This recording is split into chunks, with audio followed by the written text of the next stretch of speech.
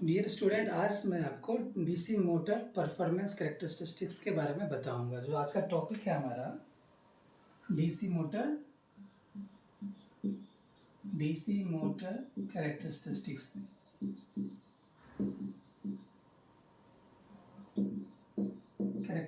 DC motor characteristic तीन type का characteristic होता है। इसका जो है टाइप,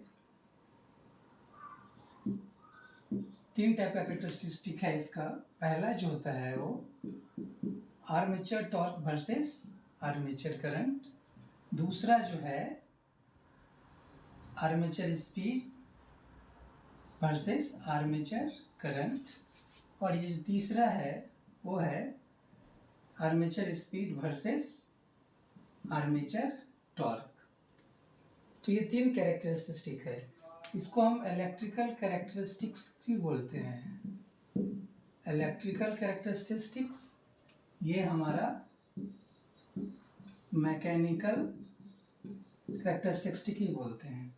ये जो कैरेक्टरिस्टिक है ये डिसाइडिंग फैक्टर है कि कौन से एप्लीकेशंस के लिए कौन सा मोटर का हम यूज करेंगे। ये डिसाइड करता है, decide the selection of motor for particular application,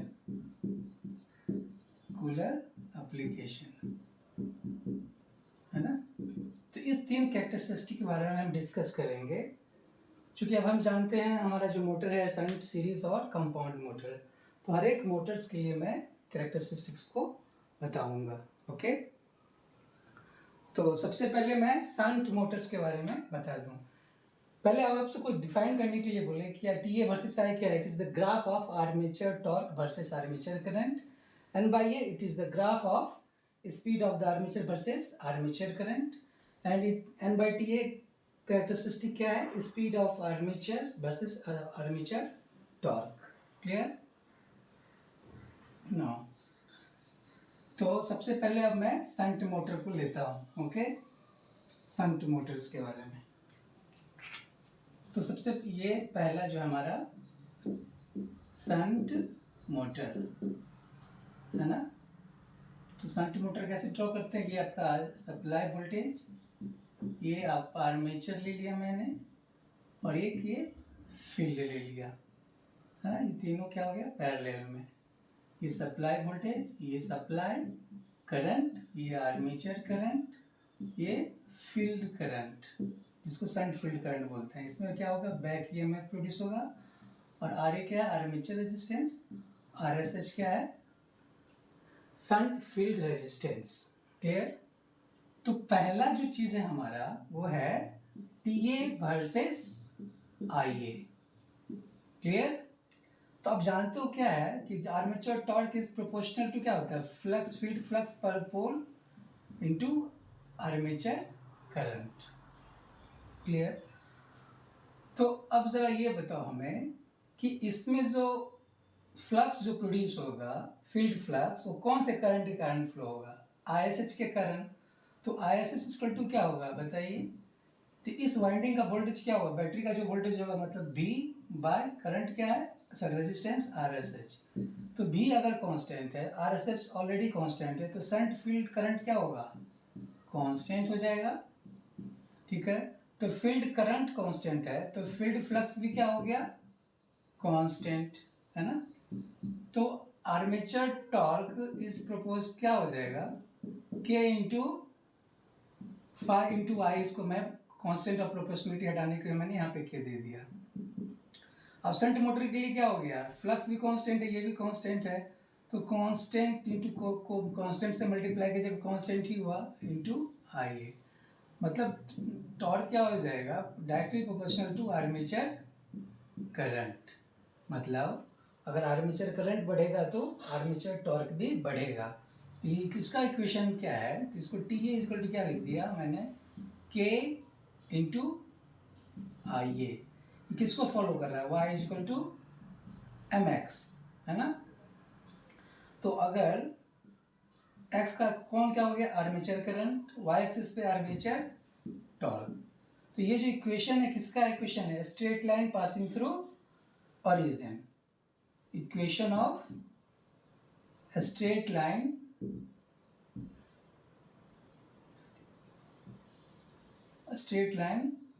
passing through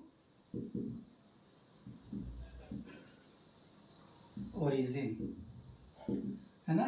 तो इसको ग्राफ कैसे ड्रॉ करेंगे, ये क्लियर। ये क्या हो गया, armature torque versus armature current.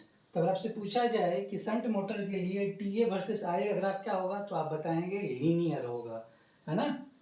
अच्छा, अब ये शाफ्ट टॉर्क क्या होता है। अब जानते हो कि आर्मेचर टॉर्क और एक शाफ्ट टॉर्क होता है। तो जो शाफ्ट टॉर्क होता है TSH, वो भी क्या हो गया, प्रोपोर्शनल होगा किसके, directly proportional to armature current के ही होगा। लेकिन इसका जो वैल्यू होगा वो आर्मेचर टॉर्क से कम होगा। तो ठीक है, कम होगा मतलब ये इस तरह ग्राफ होगा ना, ये इस तरह में देख रहे हैं आप। ये हो गया TSH का ग्राफ, ये हो जाएगा TA का ग्राफ। अब सपोज कीजिए जब आर्मेचर करंट जीरो था तो टॉर्क भी जीरो, आर्मेचर टॉर्क जीरो, लेकिन शाफ्ट टॉर्क नेगेटिव आ रहा, तो नेगेटिव तो लेते नहीं हम। फिर आर्मेचर करंट बढ़ाया मैंने, तो अब इस पॉइंट पे आ जाइए। इस पॉइंट पे क्या है, आर्मेचर टॉर्क का लेंथ ये है और TSH जीरो है। फिर यहाँ पे आओ, इस पॉइंट पे आओगे आप, तो इस आर्मेचर करंट पे आर्मेचर टॉर्क का लेंथ ये है, शाफ्ट टॉर्क का लेंथ ये है, क्लियर ना। तब क्या देख रहे हैं कि TSH क्या है, always less than armature torque. तो ये जो लॉस हो रहा है कहाँ चला जा रहा है, उस टॉर्क का यूज कहाँ हो रहा है, तो फ्रिक्शन एंड आयरन लॉस, मुझे ऑलरेडी बता चुका हूँ। तो आपने क्या सीखा, शंट मोटर के लिए टॉर्क वर्सेस आर्मेचर करंट क्या होगा, लीनियर होगा, लीनियरली वेरी करेगा, है ना, क्लियर। अब मैं बताने जा रहा हूँ स्पीड वर्सेस आर्मेचर करंट के बारे में। Okay, now speed versus armature current. तो अब जरा सोचिए कि मैंने बताया था स्पीड इक्वल टू क्या होता है, constant into EB by phi, clear. मतलब speed of the armature is directly proportional to back EMF produced in armature by field flux per pole. तो शंट मोटर के लिए आपने अभी क्या सीखा कि फ्लक्स क्या है, कांस्टेंट है ना, क्योंकि ISH क्या है, कांस्टेंट है, क्लियर। नाउ तो फ्लक्स कांस्टेंट है, तो EB इक्वल टू क्या होता है, V minus IA into RA, clear. तो अगर आर्मेचर करंट बढ़ाएंगे तो बैक EMF भी क्या होगा, बैक EMF भी थोड़ा सा घट जाएगा, क्लियर ना। लेकिन हम इस ड्रॉप को क्या करेंगे, नेग्लेक्ट मान लेंगे। ये जो IRA ड्रॉप है को नेग्लेक्ट मान लेंगे, तो क्या बचेगा, ये अप्रोक्सीमेटली V। तो N क्या हो गया, EB भी कांस्टेंट, फ्लक्स भी कांस्टेंट, ये भी कांस्टेंट, तो क्या हो गया, स्पीड क्या हो गया, वो कांस्टेंट हो गया। मतलब आर्मेचर करंट बढ़ भी रहा है फिर भी स्पीड में कोई चेंज नहीं आ रहा है। ये आइडियल केसेस हो गया ऐसे। सपोज कीजिए ये आर्मेचर करंट हो गया और ये आपका आर्मेचर स्पीड हो गया। क्या देख रहे हो, मैंने क्या बताया कि स्पीड जो है आर्मेचर करंट पर डिपेंड नहीं कर रहा है, ये आइडियल केसेस है। और स्पीड क्या हर एक जगह क्या है, कांस्टेंट है, no load to full load, मतलब करंट बढ़ा रहे हो तो भी स्पीड में कोई चेंज नहीं आ रहा है, क्लियर ना। ये हो गया आइडियल केसेस, क्लियर। लेकिन रियल में ऐसा नहीं होता है। एक चीज़ और बात कि यहाँ पे आप क्या देख, अगर इस पॉइंट का कोऑर्डिनेट आपसे पूछे तो आप क्या बताएंगे कि इस पॉइंट पे आर्मेचर करंट क्या है, जीरो, और स्पीड कुछ भी हो सकता है ना, ये जो कि पॉसिबल नहीं है। मतलब कि बिना करंट दिए हुए कोई भी आर्मेचर रोटेट कर ही नहीं सकता है ना। इसका मतलब कुछ तो करंट देना पड़ेगा तभी स्पीड है। तो जब भी हम ग्राफ को ड्रॉ करेंगे तो हम यहाँ से ग्राफ को ड्रॉ नहीं करेंगे, ये यहाँ से स्टार्ट करेंगे, क्लियर। तो इस पॉइंट का अगर कोऑर्डिनेट आपसे पूछे, है ना, तो यहाँ से करंट कुछ होगा, I0 मैंने लिख दिया, ये आर्मेचर करंट ही है एट नो लोड, क्लियर। बहुत ही मतलब minimum value of armature current जिसका यूज किया जा रहा है आर्मेचर को रोटेट कराने में किया जा रहा है। इसका अगर कोऑर्डिनेट पूछे यहाँ से NI0, क्लियर। उसके बाद क्या, आर्मेचर करंट बढ़ रहा है, स्पीड में कोई चेंज नहीं हो रहा है। जैसे इसका कुछ भी, इसमें क्या होगा, आर्मेचर करंट यहाँ इस पॉइंट पे स्पीड क्या हो गया, N ही रहा, लेकिन आर्मेचर करंट का वैल्यू क्या हो गया, बढ़ रहा है, कोई चेंज स्पीड में नहीं हो रहा है, क्लियर, ये आइडियल केसेस हो गया। अब जरा बताइए कि जैसे आप आर्मेचर करंट बढ़ाएंगे, आर्मेचर करंट बढ़ाने से क्या होगा, आर्मेचर का फ्लक्स भी बढ़ेगा। तो आपने पढ़ा था आर्मेचर रिएक्शंस के बारे में। आर्मेचर रिएक्शंस क्या था कि आर्मेचर फ्लक्स के द्वारा फोर्स लगाया जाता है किस पे, फील्ड फ्लक्स पे। क्लियर ना। तो अगर आर्मेचर का भी फ्लक्स क्या होगा, फील्ड में फ्लक्स लगाएगा तो फ्लक्स क्या हो जाएगा, फील्ड फ्लक्स क्या होगा, घट जाएगा, नेट अमाउंट क्या होगा, घट जाएगा। Clear, flux will decreases. ये क्यों घट रहा है, आर्मेचर रिएक्शन के कारण। कौन घट रहा है, फील्ड फ्लक्स पर पोल। दूसरी बात, अब आर्मेचर करंट बढ़ा रहे हो तो ये भी ड्रॉप क्या हो रहा है, बढ़ रहा है। मतलब EB इज इक्वल टू क्या है, V माइनस आई इंटू RA। तो जब आर्मेचर करंट बढ़ेगा तो ये भी ड्रॉप क्या होगा, बढ़ेगा। अगर ये बढ़ेगा तो EB क्या हो गया, EB विल घटेगा। तो दोनों केस में आप क्या देख रहे हो कि जैसे आर्मेचर करंट बढ़ रहा है, फ्लक्स भी घट रहा है और बैक EMF भी घट रहा है। तो अल्टीमेटली क्या होगा कि स्पीड पे क्या इफेक्ट पड़ेगा, किसको फॉलो करेगा। तो होता क्या है कि घटता तो दोनों है, लेकिन क्या होता है, बैक EMF कुछ ज्यादा घट जाता है इन कंपैरिजन टू फ्लक्स के। मान लो कि शुरू में EB का वैल्यू 0.5 है और फाई का वैल्यू 0.5 है। तो EB इज इक्वल टू क्या हो गया, constant in zero, EB speed is equal to क्या होगा, K इंटू EB बाई 5। मतलब K 0.5 मतलब वो K का वैल्यू क्या है, ओके। क्लियर, मतलब 1, अगर मान लो K का वैल्यू 1 है तो स्पीड क्या हो गया, 1 हो गया। अब मैंने क्या बताया कि जैसे आर्मेचर करंट बढ़ रहा है तो बैक EMF ज्यादा घट जाता है इन कंपैरिजन टू फ्लक्स के। मान लिया कि तो बैक EMF घट गया 0.2 से। क्लियर, और मतलब EB घट गया 0.2 से, ठीक है, और फ्लक्स घट गया 0.1 से। तो कौन ज्यादा घट रहा है यहाँ पे, बैक EMF ज्यादा घट रहा है और फ्लक्स कम घट रहा है। तो बताइए n इक्वल टू क्या हो जाएगा, EB बाई 5। तो EB कितना हो जाएगा, पहले 0.5 था अब 0.2 है तो कितना हो जाएगा 0.3। और पहले ये फ्लक्स क्या था 0.5, अब ये फ्लक्स क्या है 0.1 मतलब 0.4। ये जब भी होगा तो लेस देन 1 होगा। यहाँ पे क्या था, स्पीड 1 था और यहाँ पे स्पीड का वैल्यू क्या लेस देन 1 है, मतलब स्पीड क्या हो गया, घट गया रियल में है जब आर्मेचर करंट बढ़ता है। तो इसका जो डायग्राम होगा, एक्चुअल डायग्राम ये होगा। क्लियर ना, समझ में आया। तो अब स्पीड वर्सेस आर्मेचर करंट, जो आइडियल केसेस में क्या होता है कि स्पीड क्या होता है, कांस्टेंट होता है, वो आर्मेचर करंट पे डिपेंड नहीं करता है। लेकिन रियल में क्या होता है, वो थोड़ा सा घटता है, किसके कारण, तो आर्मेचर रिएक्शन के कारण और वोल्टेज ड्रॉप इन आर्मेचर्स के कारण, है ना। तो ये ग्राफ था स्पीड वर्सेस आर्मेचर्स करंट का। क्लियर, अब नेक्स्ट पॉइंट आता है स्पीड वर्सेस टॉर्क का। क्लियर, तो स्पीड वर्सेस टॉर्क। तो अब जरा सोचिए कि जो स्पीड वर्सेस आर्मेचर टॉर्क। तो टॉर्क जो होता है किसमें, शंट मोटर के लिए क्या होता है, proportional to I. Armature current बढ़ रहा है तो टॉर्क भी बढ़ रहा है। तो आपने जो ड्रॉ किया था अभी केसेस में, रियल केसेस में, कि IA वर्सेस स्पीड का ग्राफ क्या था रियल में, ये इस तरह रहा था। तो ये आर्मेचर करंट पे कौन डिपेंड कर रहा है, आर्मेचर टॉर्क कैसे ड्रॉ कर रहा है, वो डायरेक्टली प्रोपोर्शनल हो रहा है। तो इसका मतलब जो स्पीड और टॉर्क का भी जो ग्राफ होगा, मतलब आइए तो यहाँ पे इसको आप ये लिख सकते हैं, इसको यहाँ पे स्पीड लिख सकते हैं, तो इसका भी ग्राफ बिल्कुल वैसा ही होगा। क्लियर ना, क्योंकि आर्मेचर टॉर्क क्या proportional to I, armature current बढ़ रहा है तो आर्मेचर करंट वर्सेस स्पीड का ग्राफ इस तरह है, तो ऑब्वियसली कि आर्मेचर टॉर्क वर्सेस स्पीड का ग्राफ भी ऐसा ही होगा। क्लियर ना, तो ये जो था आपका कैरेक्टरिस्टिक ऑफ शंट मोटर्स, है ना। अब मैं बताने जा रहा हूँ, तो अभी मैं एक कंक्लूजन लिख दूँ क्या क्या आपने सीखा। तो जैसे आपके तीनों को एक ही ग्राफ में दिखाना है, नहीं, जैसे यहाँ पे आर्मेचर करंट है, ये हो गया आपका आर्मेचर टॉर्क का टी ए वर्सेस आई ए, ये क्या हो जाएगा स्पीड वर्सेस IA का, क्लियर। रियल में क्या होगा, इस तरह होगा, क्लियर। और स्पीड वर्सेस आर्मेचर टॉर्क का भी ग्राफ वो इस तरह होगा, है ना। तो ये था शंट मोटर का जो है वो ग्राफ। अब मैं आपको सीरीज के बारे में बताने जा रहा हूँ।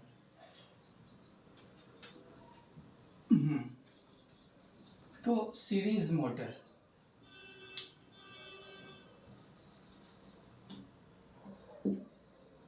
सीरीज, इसको ड्रॉ कर लें। ये आपका सप्लाई वोल्टेज हो गया, ये फील्ड करंट, फील्ड वाइंडिंग, ये आर्मेचर, इसको आपस में आप जोड़ दीजिए। ये supply current IL, series field current, और ये आर्मेचर करंट। इसका रेजिस्टेंस RAC, फील्ड का, फील्ड वाइंडिंग का रेजिस्टेंस। इसमें बैक EMF EB, और इसका आर्मेचर रेजिस्टेंस RA। क्लियर। तीनों सीरीज में है, इसका मतलब IL और IAC और IA तीनों सेम होगा। अब ये जो फील्ड वाइंडिंग आपका क्या है, ये है, तो इसमें जो फ्लक्स होगा वो कौन से करंट पे डिपेंड करेगा, IAC पे, सीरीज फील्ड करंट पे।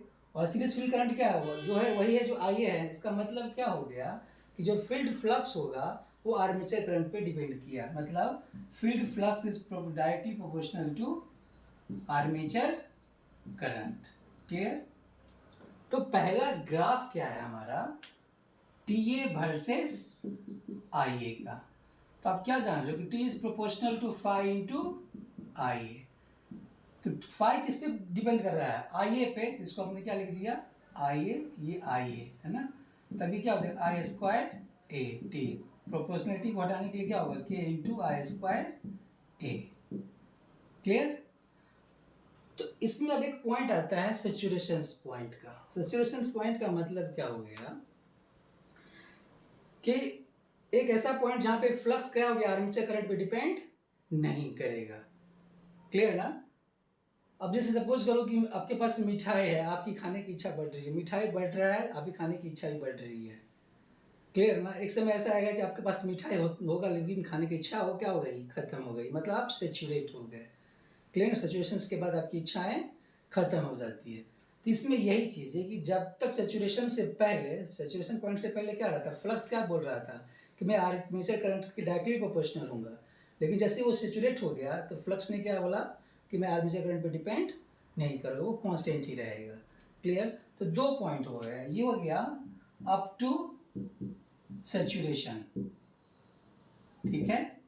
और दूसरा क्या होगा कि T is equal proportional to, जब फ्लक्स कांस्टेंट हो जाएगा तो क्या होगा, वो डायरेक्टली प्रोपोर्शनल होगा। तो T is equal to K into IA। ये हो गया आफ्टर सेचुरेशन, है ना। तो क्या देख रहे हैं कि D is directly proportional to square of armature current, और इसमें क्या है, directly proportional to armature current. तो ये क्या होगा, पाराबोला, ठीक है। और ये क्या हो जाएगा, लीनियरली वेरी करेगा, y इक्वल टू mx जैसे वेरी करता है। तो मैं इसको ड्रॉ कर दूं, तो ये इस एक्सिस पे जो है आर्मेचर करंट, इस पे आर्मेचर टॉर्क, ये हो गया पॉइंट ऑफ सेचुरेशन। तो ये क्या हो गया, ये पाराबोला है ना, ये क्या हो जाएगा आपका AB, है ना। ये हो गया लीनियर, ये पाराबोला। मतलब ए क्या हो गया, जीरो से लेकर ओ, ये क्या हो गया यहाँ पे, ओ ए क्या हो गया, पॉइंट ऑफ सेचुरेशन हो गया। ए जो हो गया, ए पॉइंट क्या, पॉइंट ऑफ सेचुरेशन। इससे पहले क्या होगा, ये पाराबोला की तरह वेरी करेगा, स्क्वायर, मतलब torque is directly proportional to square of armature current. लेकिन एक के बाद क्या हो गया, torque is directly proportional to IA। Clear ना। मतलब क्या हो गया कि अगर आर्मेचर 2 गुना होगा तो टॉर्क क्या हो जाएगा, 4 गुना हो जाएगा। आर्मेचर 3 गुना होगा तो टॉर्क क्या हो गया, 9 गुना हो जाएगा, अप टू A। लेकिन जैसे ही आर्मेचर करंट क्या होगा, A के बाद जाएगा, जैसे ही पॉइंट A से आप ऊपर जाएंगे सेचुरेशन के बाद, तो वो लीनियरली बढ़ गया। अगर मान लिया आर्मेचर करंट 3 गुना होगा तो आर्मेचर टॉर्क भी 3 गुना होगा, है ना। तो अगर आपसे पूछा जाए कि सीरीज मोटर में टॉर्क वर्सेस आर्मेचर करंट का ग्राफ क्या होगा, तो आप बताएंगे कि अप टू सेचुरेशन ये पैराबोला होगा, और आफ्टर सेचुरेशन ये स्ट्रेट लाइन हो जाएगा। क्लियर ना। तो इसको मैं मिटाऊं। अब नेक्स्ट पॉइंट है हमारा स्पीड वर्सेस आर्मेचर करंट का। सेम चीज। तो अब बताओ स्पीड वर्सेस आर्मेचर करंट। मैंने क्या लिखा था, एन इक्वल टू क्या होता है, के ई बी बाई फाई, है ना। इसको इस तरह लिख सकते हैं, E B minus I A into R A by phi. अब जरा सोचो, आर ए प्लस, इसमें क्या हो जाएगा, are A plus R A सी, है ना। इसमें दोनों का फील्ड का भी और आर्मेचर का रेजिस्टेंस क्या होगा, ऐड हो जाएगा। हमारा एम क्या है, स्पीड वर्सेस आर्मेचर करंट। अब मैंने क्या बताया, सीरीज मोटर में क्या होता है, फ्लक्स इज प्रोपोर्शनल टू आई, मतलब आर्मेचर करंट बढ़ेगा तो फ्लक्स भी बढ़ेगा अप टू सैचुरेशन। तो क्या हो जाएगा, K B minus I A into R A plus R S C by, इसको मैंने आई ए लिख दिया क्योंकि फ्लक्स किस पे डिपेंड कर रहा है, आई ए पे, अप टू सैचुरेशन। क्लियर। तो जैसे जैसे करंट बढ़ रहा है तो फ्लक्स भी बढ़ रहा है, तो फ्लक्स बढ़ रहा है इसका मतलब स्पीड क्या होगा, स्पीड क्या होगा, घटेगा। फ्लक्स बढ़ेगा तो स्पीड बढ़ेगा, फ्लक्स मतलब क्या हो गया कि आर्मेचर करंट बढ़ा तो स्पीड बढ़ा, स्पीड घटा, मतलब आर्मेचर करंट अगर बढ़ेगा तो फील्ड फ्लक्स भी बढ़ेगा और स्पीड क्या होगा, घटेगा। क्लियर। दूसरी चीज, अब चूंकि आर्मेचर करंट बढ़ रहा है तो ये ड्रॉप भी क्या होगा, ये ड्रॉप भी क्या होगा, बढ़ेगा, तो बैक ईएमएफ घटेगा। तो नॉर्मल केस में क्या होता है, ये जो है इसको हम नेग्लेक्ट मान के चलते हैं, नेग्लेक्ट मानते हैं। तो के इंटू बी बाई आई, ये टर्म तो कांस्टेंट हो गया। तो आप क्या देख रहे हो कि speed is proportional, inversely proportional to armature current, मतलब आर्मेचर करंट अगर बढ़ेगा तो स्पीड घटेगा। क्लियर ना। इसका मतलब इसका जो ग्राफ होगा वो हाइपरबोला होगा अप टू सैचुरेशन पॉइंट, है ना। तो इसको मैं ड्रॉ कर देता हूं, तो जरा देखिए, ये आपका इस एक्सिस पे आर्मेचर करंट, इस एक्सिस पे आर्मेचर स्पीड, तो ये इस तरह इसका ये जो है ग्राफ होगा। क्लियर। तो अब क्या देख रहे हो कि यहां पे, है ना, हमने करंट यहां से लिया है, मतलब आपने कुछ करंट लोड डाल दिया है ना। अगर आप यहाँ पे करंट लोगे तो स्पीड क्या होगा, जब करंट जीरो होगा तो स्पीड क्या हो जाएगा, वो इनफाइनाइट, करंट जीरो होगा तो स्पीड क्या होगा, इनफाइनाइट हो जाएगा, जो कि डेंजरस है वो मोटर्स के लिए। क्लियर ना। इसलिए कभी भी जीरो आर्मेचर करंट पे इसको हम स्टार्ट नहीं करते हैं। इसका मतलब उस पर कुछ लोड डालना पड़ेगा, लोड डालने का मतलब उसने अपने करंट ऐड किया, है ना। तो जब भी सीरीज मोटर को जब भी स्टार्ट करेंगे तो कुछ लोड डाल के। क्लियर ना। तो ये क्या आप देख रहे हैं, करंट बढ़ रहा है, स्पीड क्या हो रहा है, ये इसका घट रहा है। क्लियर। ये हो गया अप टू सैचुरेशन पॉइंट। जब आफ्टर सैचुरेशन क्या हो जाएगा कि आई क्या हो जाता है, आफ्टर सैचुरेशन क्या हो गया, इज प्रोपोर्शनल टू क्या बताया मैंने अभी, ई वी बाई फाइव। इसको तो मैंने कांस्टेंट ही कर दिया था क्योंकि उसमें कुछ ड्रॉप को मैंने नेग्लेक्ट मान लिया था, बाई फाइव। तो आफ्टर सैचुरेशन क्या होता है कि फ्लक्स जो है करंट, आर्मेचर करंट पे डिपेंड नहीं करता, मतलब ये भी क्या हो गया, कांस्टेंट हो गया, स्पीड क्या हो जाएगा, कांस्टेंट, है ना। क्लियर। तो आफ्टर सैचुरेशन पॉइंट क्या हो गया कि करंट बढ़ भी रहा है तो स्पीड पे कोई इफेक्ट नहीं हो रहा है। क्लियर ना। मान लीजिए ये पॉइंट ऑफ सैचुरेशन है ना। तो पॉइंट ऑफ सैचुरेशन के बाद जो है स्पीड क्या हो गया, उसका कांस्टेंट हो जाएगा। तो ये था हमारा सीरीज मोटर का स्पीड वर्सेस आर्मेचर करंट का कैरेक्टरिस्टिक। अब मैं बताने जा रहा हूँ स्पीड और टॉर्क का।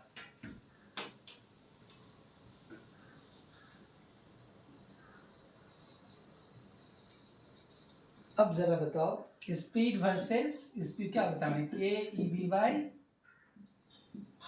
फाइव, है ना। फ्लक्स किस पे डिपेंड कर रहा है, आर्मेचर्स करंट पे। सीरीज मोटर में हमने ये पढ़ा है, flux is depend upon the function, flux is proportional to armature current. अब जरा ये बताओ कि जब आर्मेचर करंट बढ़ेगा तो ऑब्वियसली है कि आर्मेचर टॉर्क भी क्या होगा, बढ़ेगा। आर्मेचर करंट बढ़ेगा तो टॉर्क भी क्या होगा, बढ़ेगा। बताया था अभी स्क्वायर ऑफ आर्मेचर करंट पे डिपेंड करता है। क्लियर। तो अब जब आर्मेचर करंट बढ़ेगा तो स्पीड क्या होगा, फ्लक्स क्या होगा, वो भी क्या होगा, बढ़ेगा, है ना। तो अब क्या देख रहे हो कि आर्मेचर करंट बढ़ने से टॉर्क बढ़ रहा है और स्पीड घट रहा है। स्पीड भी क्या हो रहा है, सॉरी फ्लक्स भी क्या हो रहा है, ये बढ़ रहा है। जब फ्लक्स बढ़ेगा तो स्पीड क्या होगा, घटेगा। तो फ्लक्स बढ़ रहा है, स्पीड घट रहा है। फ्लक्स बढ़ने का मतलब टॉर्क भी क्या हो रहा है, इसका बढ़ रहा है। तो इसका मतलब क्या हो गया कि फ्लक्स बढ़ रहा है तो टॉर्क बढ़ रहा है और स्पीड क्या हो रहा है, घट रहा है। तो उसका भी ग्राफ क्या होगा, वही हाइपरबोला की तरह होगा। तो यहाँ पे मैंने क्या किया, आर्मेचर टॉर्क, और यहाँ पे मैंने क्या लिख दिया, स्पीड। क्लियर है ना। तो अगर आपसे ये पूछा जाए कि जैसे जैसे आर्मेचर टॉर्क बढ़ेगा तो स्पीड भी क्या होगा, घट जाएगा, है ना। तो ये जो था आपका सीरीज मोटर का कैरेक्टरिस्टिक्स। तो कुछ दोनों में मैं ये बता दूं, कुछ शंट मोटर और सीरीज मोटर में क्या क्या आपने कंक्लूजन बता देता हूँ सिखा के। तो आप ये बताओ कि आर्मेचर टॉर्क इसको इसमें जो है सीरीज शंट मोटर में क्या होता है, के इंटू आई ए, इसमें आर्मेचर टॉर्क के इंटू आई स्क्वायर है। तो अगर आपसे पूछा जाए कि शंट मोटर और सीरीज मोटर में किसका टॉर्क ज़्यादा है, स्टार्टिंग टॉर्क किसका ज़्यादा है, तो आप क्या बताएंगे, शंट मोटर का। मतलब इस क्या बोल, सीरीज मोटर का जो टॉर्क होगा काफ़ी बड़ा होगा किससे, शंट मोटर के। ठीक है, पहला। दूसरा कि started it can, shunt motor को start with no load. No load का मतलब यहाँ पे ये नहीं कि करंट जीरो है, मिनिमम वैल्यू ऑफ करंट तो होगा ही, है ना। लेकिन इसको जो है सीरीज मोटर को can't be started without load, बिना लोड दिए इसको आप स्टार्ट नहीं कर सकते हैं। नहीं तो क्या होगा, स्पीड काफ़ी ज़्यादा हो जाएगा, वो डीसी मोटर को वो डैमेज कर देगा, है ना। क्लियर। तो ये चीज़ याद रखिएगा। दूसरी बात कि ये क्या है, कांस्टेंट स्पीड है, कांस्टेंट स्पीड मोटर है। मतलब क्या हो गया कि आर्मेचर करंट चेंज बढ़ रहा है, no load to full load current बढ़ रहा है, फिर भी स्पीड में कोई चेंज नहीं हो रहा है। अपने बताया था मैंने कि स्पीड वर्सेस जो आर्मेचर करंट है वो क्या था, स्पीड क्या था, आर्मेचर करंट पे डिपेंड नहीं कर रहा था, है ना। इसका मतलब शंट मोटर क्या हो गया, कांस्टेंट स्पीड मोटर। इसमें क्या था, जैसे मैंने बताया था ना, आर्मेचर करंट वर्सेस स्पीड, ये था कांस्टेंट स्पीड मोटर। लेकिन इसमें क्या था, आई ए और ये इस तरह था ना। तो जैसे जैसे आर्मेचर करंट बढ़ रहा है स्पीड क्या हो रहा है, घट रहा है। इसको वेरिएबल स्पीड मोटर बोलते हैं, है ना, variable speed motor, variable speed motor, है ना। तो ये जो डिफरेंस था शंट मोटर का और सीरीज मोटर का, शंट मोटर का जो सीरीज मोटर का जो टॉर्क होता है काफ़ी ज़्यादा होता है शंट मोटर के टॉर्क से। शंट मोटर को आप विदाउट लोड स्टार्ट कर सकते हो, लेकिन कम से कम मिनिमम वैल्यू ऑफ करंट चाहिए उसको रोटेशन के लिए। लेकिन सीरीज मोटर को कभी भी विदाउट लोड आप स्टार्ट नहीं करेंगे। अगर स्टार्ट करेंगे तो क्या होगा, स्पीड काफ़ी डेंजर काफ़ी हाई होगा, है ना, जो मोटर को डैमेज कर देगा। क्लियर। तो तीसरा कि शंट मोटर क्या, constant speed motor, series motor variable speed motor है। नेक्स्ट क्लास में मैं आपको कंपाउंड मोटर्स के बारे में बताऊँगा। Thank you.